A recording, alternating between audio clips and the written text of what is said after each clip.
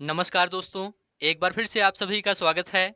दोस्तों, आज की इस क्लास में बिहार प्राथमिक शिक्षक भर्ती के लिए सामान्य अध्ययन के अंतर्गत भारतीय संविधान से टॉप 25 मोस्ट इम्पोर्टेंट प्रश्नों को देखेंगे। आप सभी लोग इस क्लास को पूरा ध्यान से और लास्ट तक देखिए और सभी प्रश्नों का उत्तर बताने का प्रयास करिए। इस क्लास में दोस्तों जितने भी प्रश्न लिए गए हैं, ये सभी प्रश्न काफ़ी ज़्यादा महत्वपूर्ण हैं और यहाँ से आपके एग्जाम में निश्चित रूप से प्रश्न पूछा जाएगा। इसलिए आप लोग इस क्लास को पूरा ध्यान से और लास्ट तक देखिए। तो चलिए शुरू करते हैं। पहला प्रश्न है, भारतीय संविधान का कौन सा भाग नागरिकता से संबंधित है? ऑप्शन है भाग 6, भाग 8, भाग 2, भाग 12। मोस्ट इंपॉर्टेंट प्रश्न है, कई बार एग्जाम में पूछा गया है। याद रखिएगा, भारतीय संविधान का भाग 2 ये नागरिकता से संबंधित है। भारतीय संविधान का भाग 2 किससे संबंधित है? नागरिकता से संबंधित है। भारतीय संविधान के भाग 2 के अनुच्छेद 5 से अनुच्छेद 11 तक नागरिकता के बारे में उल्लेख किया गया है। अनुच्छेद 5 से अनुच्छेद 11 तक नागरिकता के बारे में प्रावधान है। इसे भी आप लोग याद रखिएगा। हो सकता है दोस्तों आपके एग्जाम में भाग 6 के बारे में पूछ लिया जाए, तो याद रखिएगा भाग 6 ये राज्य से संबंधित है। भाग 8 ये दोस्तों संघ राज्य क्षेत्र से संबंधित है। भाग 12 ये वित्त, संपत्ति, संविदाएं और वाद से संबंधित है। तो यहाँ पर आपका सी ऑप्शन राइट है, भाग 2 नागरिकता से संबंधित है। अगला प्रश्न है, संविधान सभा ने भारत के संविधान को कब अंगीकृत किया था? यहाँ पर दोस्तों अंगीकृत के बारे में पूछा गया है। तो याद रखिएगा, भारतीय संविधान को 26 नवंबर 1949 को अंगीकृत किया गया था। भारत के संविधान को 26 नवंबर 1949 को अंगीकृत किया गया था और 26 जनवरी 1950 को लागू किया गया था। पूर्णतः कब लागू हुआ था, ऐसा प्रश्न पूछा जाएगा तो इसका जवाब होगा 26 जनवरी 1950 को भारतीय संविधान पूर्ण रूप से लागू हुआ था। और अंगीकृत कब किया गया था? तो भारतीय संविधान को 26 नवंबर 1949 को अंगीकृत किया गया था। तो यहाँ पर ए ऑप्शन आपका राइट हो जाएगा। भारतीय संविधान का कौन सा अनुच्छेद कानून के समक्ष समानता प्रदान करता है? इंपॉर्टेंट प्रश्न है, तो याद रखिएगा अनुच्छेद 14 ये दोस्तों कानून के समक्ष समानता प्रदान करता है। यहाँ पर ए ऑप्शन राइट है, भारतीय संविधान का अनुच्छेद 14 कानून के समक्ष समानता प्रदान करता है। इसलिए यहाँ पर ए ऑप्शन आपका राइट हो जाएगा। और याद रखिएगा, विधि के समक्ष समता ब्रिटेन से लिया गया है और विधियों का समान संरक्षण अमेरिकी संविधान से लिया गया है। इसे भी आप लोग याद रखिएगा। अगला प्रश्न है, लोकसभा के पहले स्पीकर कौन थे? देखिए दोस्तों, लोकसभा के पहले स्पीकर जीबी मावलंकर थे। यहाँ पर ए ऑप्शन आपका राइट हो जाएगा, जीबी मावलंकर ये लोकसभा के पहले स्पीकर थे। आप लोग याद रखिएगा। अगला प्रश्न है, भारत के संविधान का कौन सा भाग नागरिकों के कर्तव्यों से संबंधित है? देखिए दोस्तों, भाग 4 ए, यहाँ पर ए ऑप्शन आपका राइट हो जाएगा। भारत के संविधान का भाग 4 ए नागरिकों के कर्तव्यों से संबंधित है। यहाँ पर ए ऑप्शन आपका राइट हो जाएगा। अगला प्रश्न देखेंगे, भारतीय संविधान में संविधान संशोधन का प्रस्ताव किस देश के संविधान से लिया गया है? मोस्ट इंपॉर्टेंट प्रश्न है। तो याद रखिएगा दोस्तों, भारतीय संविधान में संविधान संशोधन का प्रस्ताव दक्षिण अफ्रीका के संविधान से लिया गया है। यहाँ पर सी ऑप्शन आपका राइट हो जाएगा। और याद रखिएगा दोस्तों, समवर्ती सूची ऑस्ट्रेलिया से ली गई है। कनाडा से दोस्तों संघीय व्यवस्था की अवधारणा ली गई है। इसे भी आप लोग याद रखिएगा। अगला प्रश्न है, भारतीय संविधान के किस भाग में देश के भीतर व्यापार और वाणिज्य की स्वतंत्रता का प्रावधान किया गया है? तो याद रखिएगा, भाग 13 में। इंपॉर्टेंट प्रश्न है, भाग 13 में देश के भीतर व्यापार और वाणिज्य की स्वतंत्रता का प्रावधान है। यहाँ पर डी ऑप्शन आपका राइट हो जाएगा। आगे बढ़ते हैं। अगला प्रश्न है, भारत के संविधान के किस भाग में अंतरराष्ट्रीय शांति और सुरक्षा को बढ़ावा देना वर्णित किया गया है?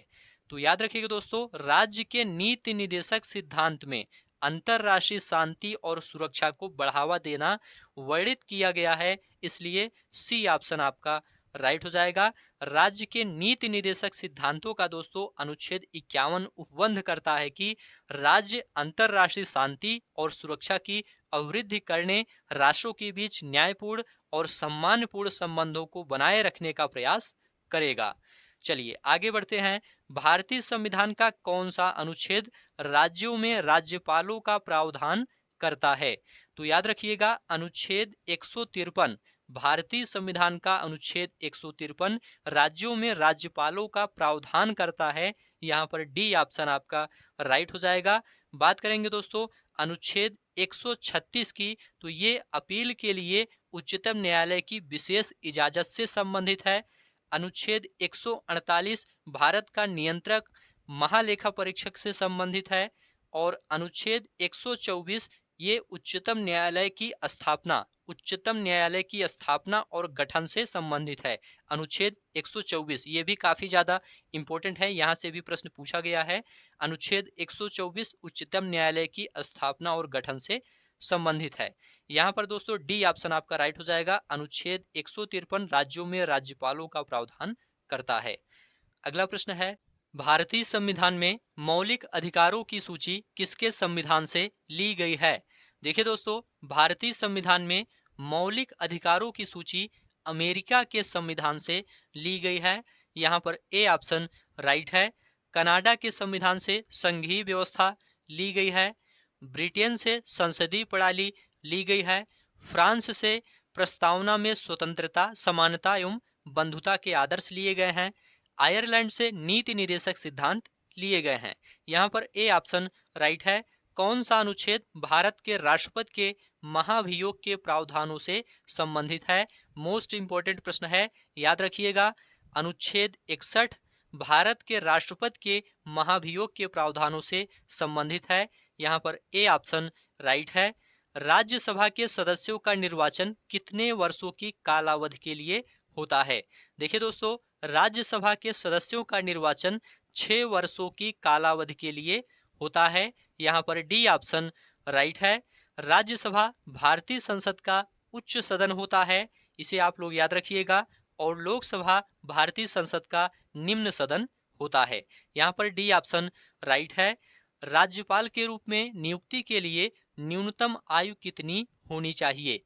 देखिए दोस्तों राज्यपाल के रूप में नियुक्ति के लिए न्यूनतम आयु 35 वर्ष होनी चाहिए। यहाँ पर बी ऑप्शन राइट है।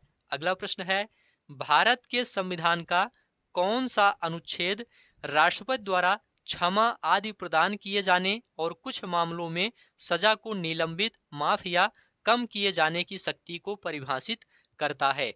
तो याद रखिएगा अनुच्छेद 72 भारत के संविधान का अनुच्छेद 72 राष्ट्रपति द्वारा क्षमा आदि प्रदान किए जाने और कुछ मामलों में सजा को निलंबित, माफ या कम किए जाने की शक्ति को परिभाषित करता है। यहाँ पर ए ऑप्शन राइट है। अगला प्रश्न है, भारतीय संविधान का कौन सा अनुच्छेद राज्य को उपाधियां प्रदान करने से रोकता है?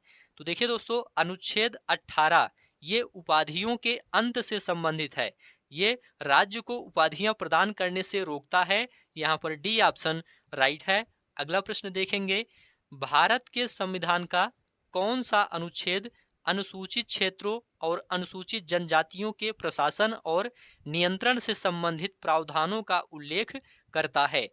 इंपॉर्टेंट प्रश्न है, याद रखिएगा दोस्तों अनुच्छेद 244 1, यहाँ पर सी ऑप्शन आपका राइट है।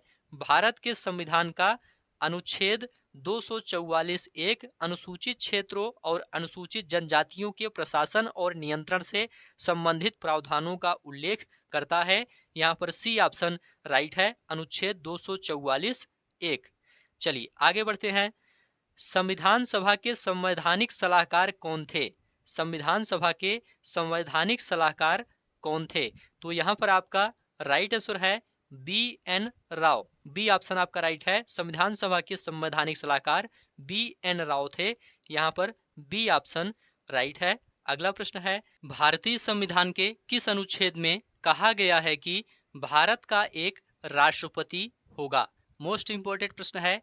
देखिए दोस्तों भारतीय संविधान के अनुच्छेद 52 में कहा गया है कि भारत का एक राष्ट्रपति होगा। यहाँ पर बी ऑप्शन आपका राइट हो जाएगा, अनुच्छेद 52।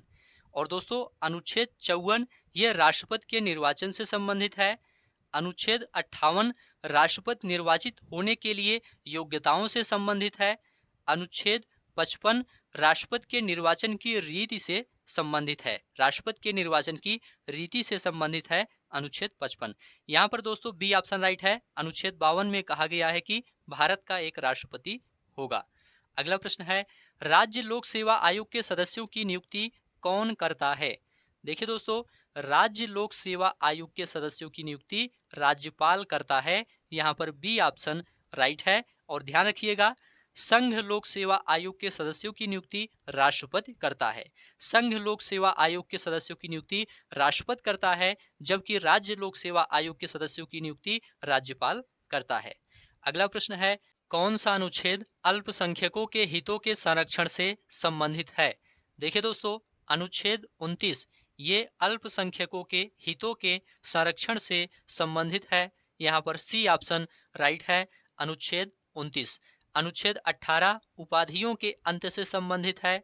अनुच्छेद 24 14 वर्ष से कम उम्र के बच्चों को खतरनाक कारखानों में लगाने से मना करता है। इसे भी आप लोग याद रखिएगा। अगला प्रश्न है, निम्न में से कौन निर्धारित करता है कि कोई विधेयक धन विधेयक है या नहीं?